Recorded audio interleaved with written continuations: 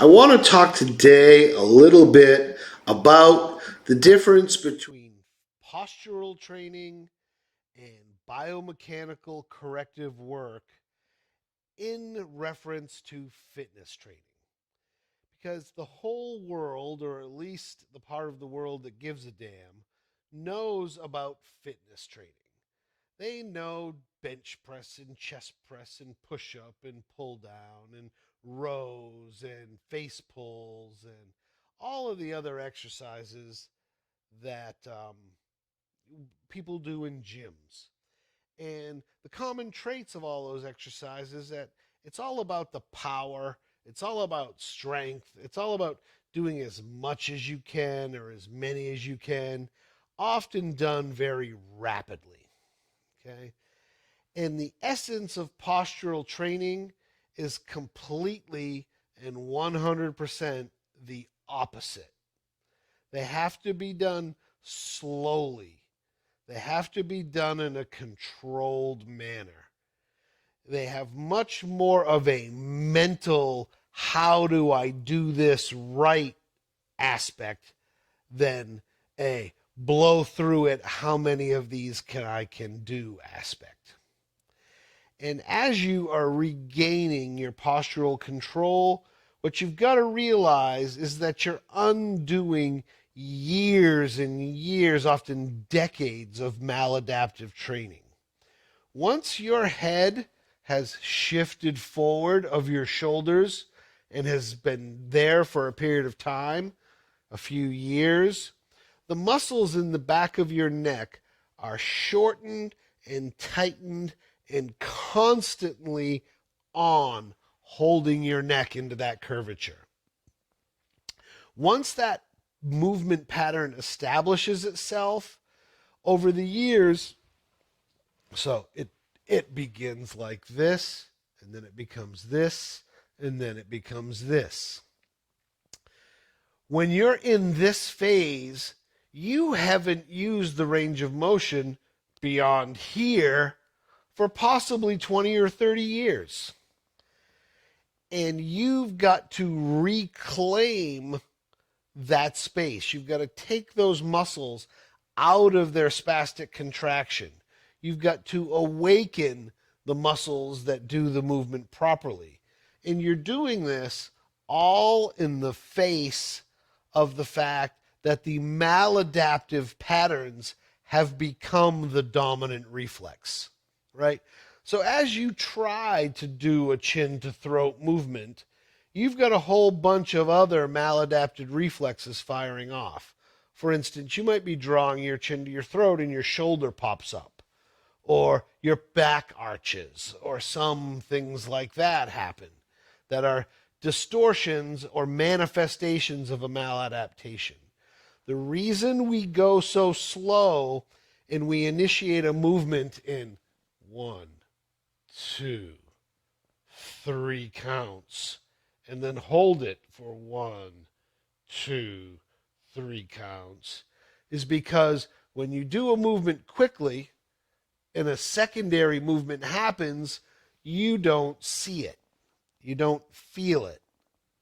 When you go slow, it gives you the ability to see and feel the aberrant reflex firing around it. It also gives you the ability to dial into the muscles that are creating the movement. We're taking our cortical thinking brain and we're saying, you're going to do and create this movement that you really don't want to do, right? Your underlying protective sense is saying, don't do that. But to restore function, you need to reclaim that territory. And you've got to go into it slowly in a controlled manner to achieve it. That's why it's very important to do the 9 count cycles. And it's also why it's very important to strip the movement down to a bare minimum. Our exercises, pelvic tilt and plank, are the first 2 exercises where we address the reprogramming of movement. And they both have one thing in common, and that's that you're lying on the floor with the floor supporting your weight, right? You're not standing, you're not kneeling, you're not sitting. There's no need for the reflexive mechanisms of the body to support weight, which allows you to fully relax and connect to doing the movement accuracy and seeing the limitations you have so that you can work through it. So if exercise is an onion, the outside of the onion, the papery part and that outside tough skin layer, that's the point where you're retraining and reprogramming your basic functions, where you really need that quiet, subtle environment to tune back in. When you've learned how to do that, and that has become more automated, and you can control your chin to throat doing more complex movements and intense activities that draw your attention away, that means that you're learning these movements on a reflexive level, and they're starting to replace the aberrant reflexes. That's when you're through those first, toughest outer layers of the onion. Then, as you proceed toward the core of the onion, with the very center of the onion being, say, a professional athlete or a high-functioning yogi or something like that, we start from the outside with mastery and control of the subtle and the deep reflexive musculature that surrounds and wraps our spine, that surround and wrap each of our joints. Those are the muscles that we need to retrain to fix posture, not your big muscles like your trapezius and your biceps. And even your rhomboids are more of a prime mover muscle than some of the really deep muscles of the spine. Okay? So it's rotator cuff, it's deep spinal wrappings, it's pelvic hip rotators. It's the pelvic floor muscles that need the retraining first.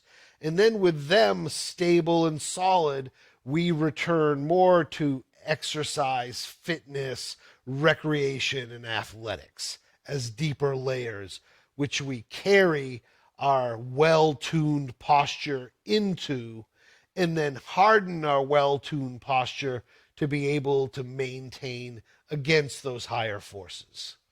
So I hope that gives you some clarity on what postural training is, what the difference between postural training is from your general fitness and exercise work.